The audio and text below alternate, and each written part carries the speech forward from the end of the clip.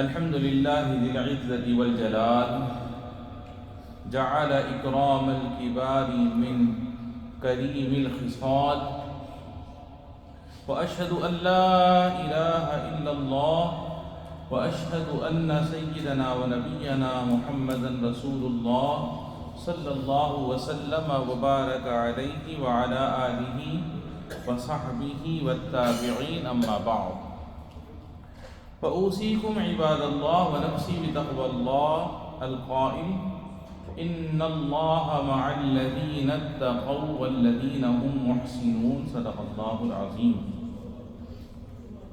برادران ایمان، میرے عزیز دوستوں، آج ہمارے خطبے کا موضوع ہے بڑوں اور بوڑھوں کی دیکھ بھال اور ان کی خدمت و تعظیم کی فضیلت و اہمیت. عزیزان گرامی قدر، نبی کریم صاحب خلق عظیم صلی اللہ علیہ وسلم کے عظیم الشان اور ایمان افروز واقعات میں ایک عظیم واقعہ یہ ہے کہ ایک مرتبہ حضرت ابو بکر صدیق رضی اللہ عنہ اپنے ضعیف العمر اور بزرگ والد محترم کو آپ صلی اللہ علیہ وسلم کی خدمت میں لے کر حاضر ہوئے. چنانچہ جیسے ہی آپ صلی اللہ علیہ وسلم نے ان کی طرف دیکھا، ان کے والد ماجد کی طرف دیکھا، ان کے اوپر نظر پڑی، تو آپ صلی اللہ علیہ وسلم نے حضرت ابو بکر صدیق رضی اللہ عنہ سے فرمایا حَلَّا تَرَكْتَ الشَّيْخَ فِي بَيْتِهِ حَتَّى أَكُونَ أَنَا آتِيَهُ فِيهِ، یعنی آپ نے بزرگ کو گھر ہی میں رہنے دیا ہوتا تاکہ میں خود ان کے پاس چلا آتا. سبحان اللہ، کیا عظیم نبوی اخلاق ہیں جس میں اللہ کے رسول صلی اللہ علیہ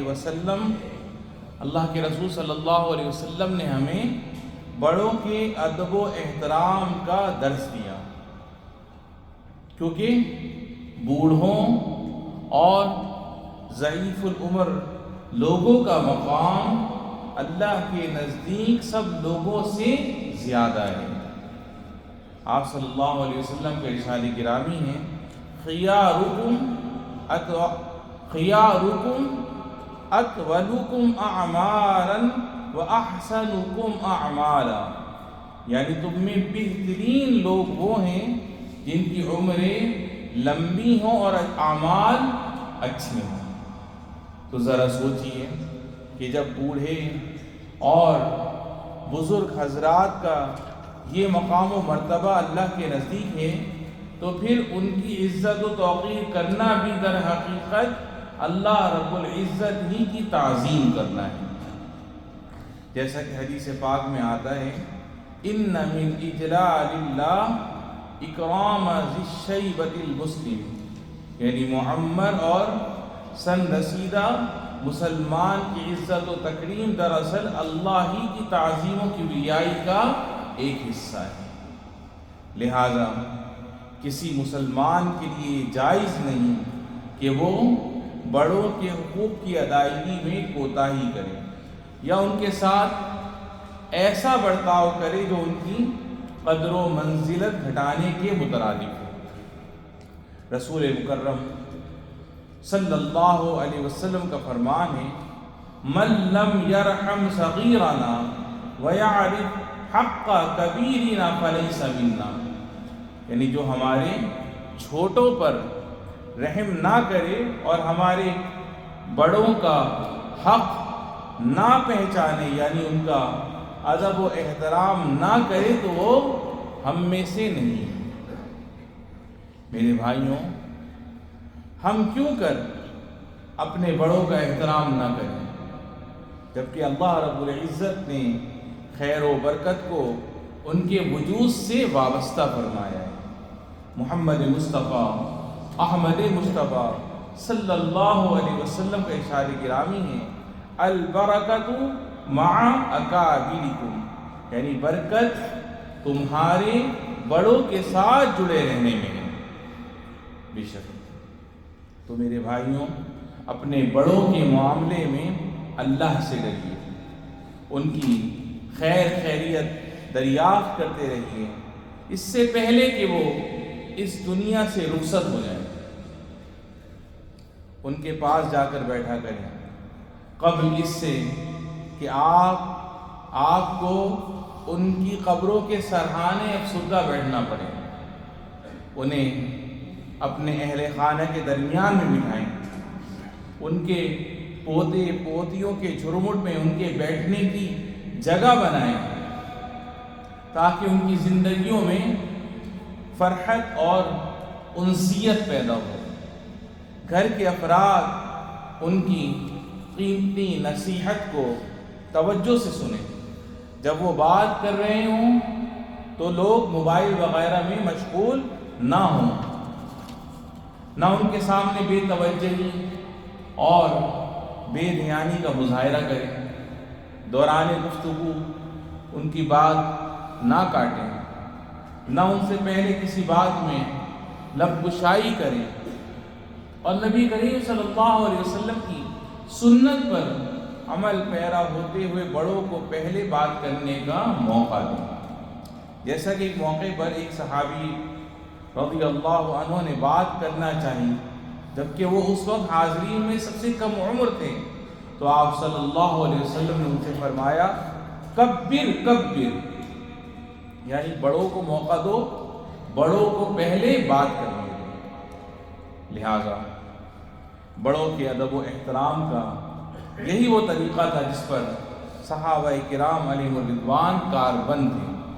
چنانچہ حضرت سمرہ بن جندب رضی اللہ عنہ فرماتے ہیں کہ میں رسول اللہ صلی اللہ علیہ وسلم کے عہد میں ایک نوعمر لڑکا تھا، اور آپ صلی اللہ علیہ وسلم کی احادیث یاد کیا کرتا تھا۔ مجھے مجلس میں بولنے سے کوئی چیز مانے نہیں ہوتی تھی سوائے اس کے کہ وہاں ایسے حضرات موجود ہوتے تھے جو مجھ سے عمر میں بڑے تھے، یعنی بڑوں کی موجودگی میں خاموشی اختیار کرتا تھا۔ میرے بھائیوں، اسی طرح اپنے بڑوں بوڑھوں کی تعظیم و تکریم کریں، خصوصاً اپنے والدین کی تعظیم و خدمت کا بھرپور اہتمام کریں۔ جن کے والدین حیات ہیں انہیں چاہیے کہ اپنے والدین کی اس وقت قدر کریں، ان کی دوا اور علاج کا بروقت بندوبست کریں، زندگی کے تمام امور میں ان کی راحت کا خیال کیجیے، ان کی ہمت و طاقت سے زیادہ ان پر کوئی بوجھ نہ ڈالیے، اور عبادات کی ادائیگی میں ان کی سہولت کا لحاظ کیجیے، کیونکہ اللہ رب العزت نے ان کے لیے آسانی پیدا فرمائی اور ان کی طبیعت و احوال کے مناسب ان کے لیے احکام جاری فرمائے۔ ارشاد باری تعالیٰ ہے وَعَلَى الَّذِينَ يُطِيقُونَهُ فِدْيَةٌ، یعنی اور جو لوگ اس کی طاقت نہ رکھتے ہوں وہ ایک مسکین کو کھانا کھلا کر روزے کا فدیہ ادا کر دیں۔ خلا بازی، بڑوں کے ساتھ خوش کلامی سے پیش آئیں، کیونکہ جیسے جیسے ان کی عمریں بڑھتی ہیں ویسے ویسے ان کے دل نازک اور کمزور پڑ جاتے ہیں۔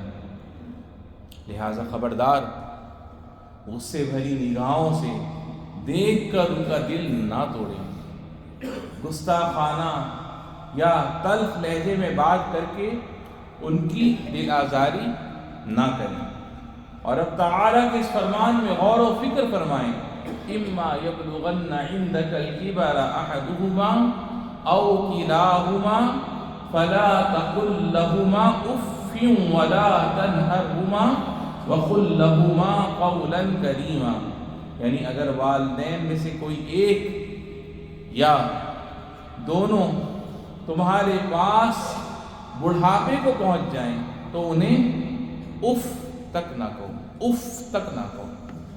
اور نہ انہیں جھڑکو، بلکہ ان سے عزت کے ساتھ بات کیا کرو۔ یا ایھا الذین آمنوا، اطیعوا اللہ واطیعوا الرسول واولی الامر منکم اقول قولی ھذا واستغفر اللہ لی ولکم فاستغفروہ.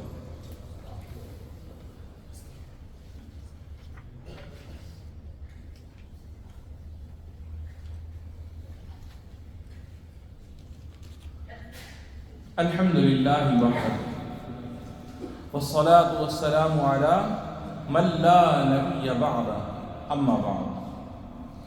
میرے مومن بھائیوں، بڑوں کی تعظیم در حقیقت ان کی حکمت و بصیرت کی تعظیم ہے.